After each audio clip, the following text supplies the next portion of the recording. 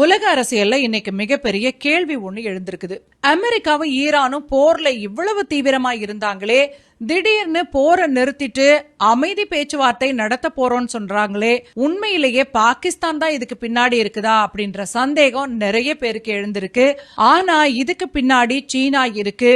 சீனா கிட்ட ஒரு மிகப்பெரிய திட்டமும் இருக்கு அப்படிங்கிறது தான் உண்மை.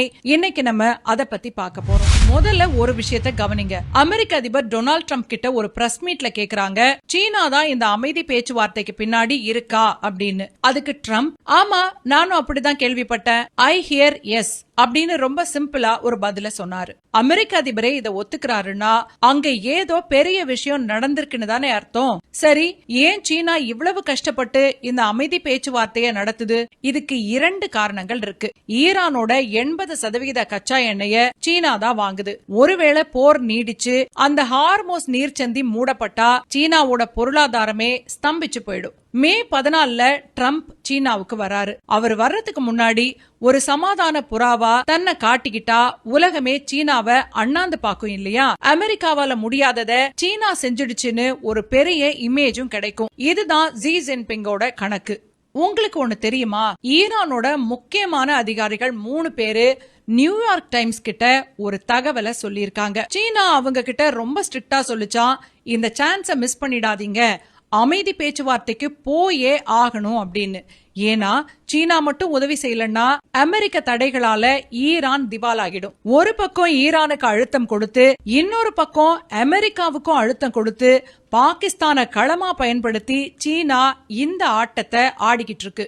இங்க ஒரு முக்கியமான நுணுக்கத்தை நம்ம கவனிக்கணும். பாகிஸ்தான் அமைச்சர்கள் சொல்ற கருத்துக்கள், அவர்கள் கொடுக்கிற வாக்குறுதிகள், இதையெல்லாம் வெறும் பாகிஸ்தானோட குரலா மட்டும் பார்க்க முடியாது. இது உண்மையில சீனாவோட குரல் அப்படின்னு தான் சொல்லணும். ஏன்னா பொருளாதார ரீதியா சீனாவை முழுசா நம்பி இருக்கிற பாகிஸ்தான் சீனாவோட வழிகாட்டுதல் இல்லாம இப்படி ஒரு சர்வதேச விவகாரத்துல தன்னிச்சையா முடிவெடுக்காது. சீனா ஏன் பாகிஸ்தானை முன்னிறுத்துது அப்படின்னு கேட்டீங்கன்னா அது ஒரு ராஜதந்திரம். ஒருவேளை இந்த பேச்சுவார்த்தை தோல்வியடைஞ்சா பழைய பாகிஸ்தான் மேல போட்டுட்டு சீனா தப்பிச்சுக்கும். ஆனா வெற்றி பெற்றா அந்த வெற்றிக்கு பின்னணியில இருந்த மாஸ்டர் பிரெயின் சீனா அப்படிங்கிறது உலகத்துக்கே தெரியும். ஜேடி வான்ஸ் போன்ற ஒரு உயர்மட்ட அமெரிக்க தலைவரே பாகிஸ்தானுக்கு வந்து பேச்சுவார்த்தை நடத்துறாருன்னா பாகிஸ்தான் மூலமா சீனா சொல்ற விஷயங்களுக்கு அமெரிக்கா எவ்வளவு முக்கியத்துவம் கொடுக்குது அப்படின்றத நம்ம புரிஞ்சுக்கலாம்.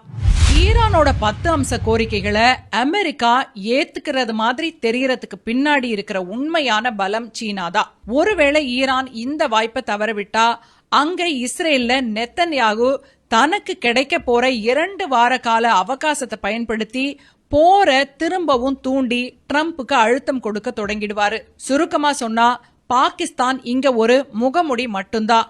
அந்த முகமுடிக்கு பின்னால நின்னு ஆட்டத்தை இயக்கிறது சீனாதான். சீனாவோட இந்த நிழல் அரசியல் தான் ஈரானை இன்னைக்கு ஒரு பலமான இடத்துல அமர வச்சிருக்குது அப்படின்னு தான் சொல்லணும். எப்பவுமே பிடிவாதமா இருக்கிற ட்ரம்ப் எப்படி சமாதான பேச்சுவார்த்தைக்கு இறங்கி வந்தார் அப்படின்னு நிறைய பேருக்கு தோணும். அது மட்டும் இல்ல, துணை அதிபரான ஜேடி வான்ஸையே பேச்சுவார்த்தைக்கு அனுப்பினாரே அப்படின்ற கேள்வியும் எழும். அது ட்ரம்போட ராஜதந்திரம். எப்படின்னு கேக்குறீங்களா? ட்ரம்ப் பொதுவாவே ரொம்ப ஆக்ரோஷமானவரு. ஆனா அவருக்கு தெரியும் இந்த போர் நீடிச்சா அமெரிக்க பொருளாதாரம் காலி ஆயிடும்னு. தன்னை ஒரு போரை தடுக்கும் அதிபரா காட்டிக்க ட்ரம்புக்கு வான்ஸ் ஒரு மிகச்சிறந்த கருவியா இப்போதைக்கு தெரிகிறாரு. இங்கதான் நம்ம ஜேடி வான்ஸ பத்தின ஒரு முக்கியமான விஷயத்த பார்க்கணும். அமெரிக்கா மற்ற நாடுகளோட போர்ல தலையிடக்கூடாது அப்படிங்கறதுல ஜேடி வான்ஸ் எப்பவுமே உறுதியா இருக்கிறவரு. அதனாலதான் அவரு இந்த பேச்சுவார்த்தையை நடத்தினா சரியா இருக்கும்னு ட்ரம்ப் நினைக்கிறாரு. ஜேடி வான்ஸ் இப்படி நினைக்கிறதுக்கு பின்னாடி ஒரு உருக்கமான காரணம் இருக்கு. அவரு ஏற்கனவே ராணுவத்துல இருந்திருக்கிறாரு, மரைன் பிரிவுல. ஈராக் போர்ல நேரடியா பங்கேற்றும் இருக்கிறாரு. அதனால போர்னால ஏற்படுற உயிரிழப்புகளையும் அமெரிக்க பொருளாதாரம் எப்படி சீரழிஞ்சிச்சு அப்படிங்கறதையும் அவர் நேர்ல பாத்திருக்காரு. அதனாலதான் அமெரிக்காவோட பணமும் வீரர்களோட உயிரும் வீணாக கூடாது அப்படின்றத கொள்கையா வச்சிருக்காரு.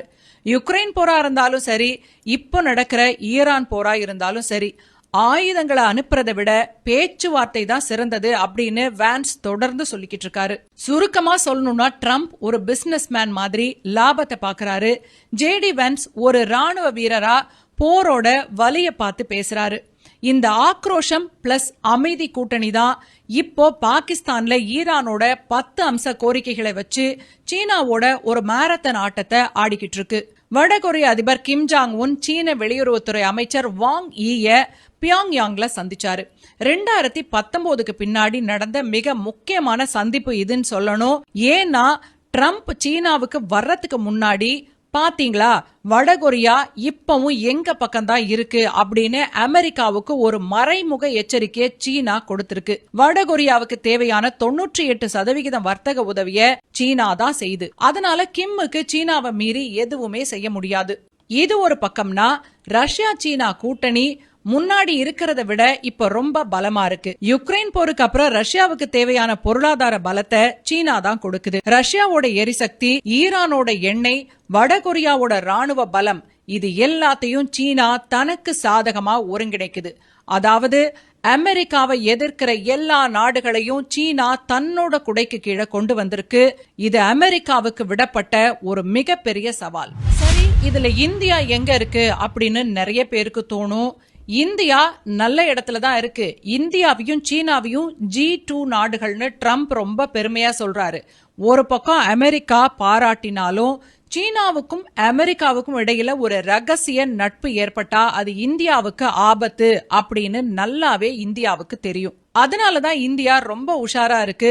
ஒரு பக்கம் அமெரிக்காவோட கூட்டு சேருது, இன்னொரு பக்கம் ரஷ்யாவோட நட்பை தொடருது. சீனா பணத்தை வச்சு நாடுகளை மிரட்டுதுன்னா இந்தியா நட்பை வச்சு நாடுகளை இணைக்குது. இதுதான் ரெண்டு பேருக்கும் இருக்கிற வித்தியாசம். உற்பத்தி வேகத்துல நம்ம சீனாவை விட பின்தங்கி இருக்கிறோம். ஆனா நம்பிக்கையில நாம தான் முன்னாடி இருக்கிறோம். ஈரான் இப்படி அமைதி பேச்சுவார்த்தைக்கு வர்றதுக்கு சீனா தான் காரணம், ஈரானோட பலத்துக்கும் சீனா தான் காரணம்னு சொன்னா நிறைய பேருக்கு கோபம் வரும்.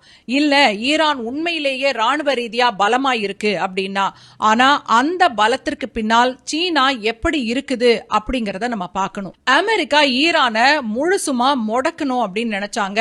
ஆனா ஈரான் தலை நிமிர்ந்து நிக்குது அப்படின்னா அதுக்கு பின்னாடி சீனா என்னெல்லாம் செஞ்சிருக்குன்னு பாருங்க. அமெரிக்கா பொருளாதார தடை விதிச்சிருந்தாலும் ஈரானோட 90% கச்சா எண்ணெயை சீனா தொடர்ந்து வாங்கிக்கிட்டு இருந்தது. இது ஈரானோட பொருளாதாரத்தை விழாம காப்பாத்துச்சு. நீண்ட நாள் பகையாளிகளா இருந்த ஈரானையும் சவுதி அரேபியாவையும் சீனா ஒரே மேஜையில உட்கார வச்சு சமாதானம் செஞ்சுச்சு. இது அமெரிக்காவுக்கு விழுந்த மிகப்பெரிய ராஜதந்திர அடின்னு சொல்லணும். அடுத்ததா முக்கியமான விஷயம், $400 பில்லியன் மதிப்பிலான 25 ஆண்டுகால ஒப்பந்தத்து மூலமா ஈரானோட உள்கட்டமைப்பு, பிறகு ராணுவ தொழில்நுட்பம், இதையெல்லாம் தொடர்ந்து சீனா மேம்படுத்தி கொடுத்திருக்கு. போரே இல்லாம ஒரு நாட்டை அடிபணி வைக்கிறது தான் உண்மையான வெற்றின்னு ஒரு சீன பழமொழி இருக்கு. அதை தான் சீனா செஞ்சுக்கிட்டு இருக்கு. இப்போதைக்கு ஏற்பட்டிருக்கிற இந்த தற்காலிக போர் நிறுத்தம் அப்படின்றது நீடிக்குமா? இந்த பேச்சுவார்த்தைக்கு பிறகு பார்க்கலாம். எதுவா இருந்தாலும் இன்றைக்கு அமெரிக்காவும் இறங்கி வந்திருக்கிறது. இத்தனை நாட்களா அமெரிக்கா இந்த சமாதான பேச்சுவார்த்தை அப்படின்றதுக்கு ஒத்துக்கல. இன்னைக்கு இறங்கி வந்திருக்கிறாங்க. அதுவும் ஈரானோட 10 அம்ச கோரிக்கைகளை முன்னிறுத்தி அப்படிங்கிறது ஒரு பெரிய விஷயம் இல்லையா? நம்ம பார்க்கலாம். உலகம் அமைதியா இருக்கணும் அப்படின்றதா நம்முடைய விருப்பம். இந்த நிகழ்ச்சி பத்தின உங்களுடைய கருத்துக்களை கமெண்ட்ல பதிவு பண்ணுங்க. உங்களுக்கு இந்த வீடியோ பிடிச்சிருந்தா உங்க நண்பர்களோட